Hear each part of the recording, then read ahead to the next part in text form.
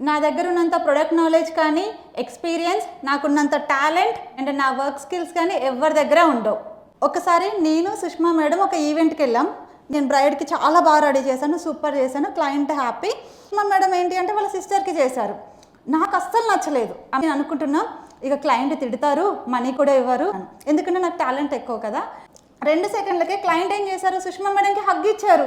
Hug ఇచ్చి చాలా బాగా చేశారండి, నా పెళ్ళికి కూడా ఇంత బాగా చేయలేదు, చాలా బాగా చేశారన్నారు. నాకున్నంత experience, subject knowledge, colour theory knowledge అన్నీ క్లయింట్కి లేదు కదా, అందుకే మేబీ నచ్చిందేమో అని అనుకున్నాను. మీరు నమ్మరు, 8 మంత్స్ తర్వాత మళ్ళీ అదే క్లయింట్ నాకు కాల్ చేశారు. చేసి మేడం నా శ్రీమంతం మేకప్ నాకు సుష్మక్కనే కావాలి, చాలా బాగా చేశారు అని అన్నారు. సో ఆ రోజు నేను రియలైజ్ అయింది ఏంటి అంటే, మేకప్ ఆర్టిస్ట్గా నాకు వేరే మేకప్ ఆర్టిస్ట్ వర్క్ నాకు నచ్చాల్సిన అవసరం లేదు, నా వర్క్ నా క్లయింట్కి నచ్చాలి. సో మీరు అందుకనే మీ వర్క్ మీ క్లయింట్స్కి నచ్చితే చాలు, వేరే వాళ్ళతో కంపేర్ చేసుకోకండి. సో ఆ రోజు నుంచి రెస్పెక్ట్ ఇస్తాను. అంటే ఓకే, మీ వర్క్ మీ క్లయింట్కి నచ్చిందా చాలు.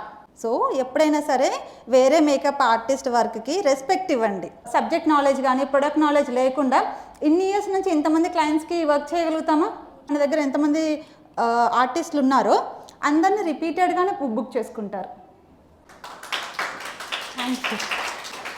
సో ఇది చెప్దామని. ఫస్ట్ మీరు ఏమనుకున్నారు, నిజంగానే నేను అంటున్నా అనుకున్నారా? నా దగ్గర ఉన్నంత ఎవరి దగ్గర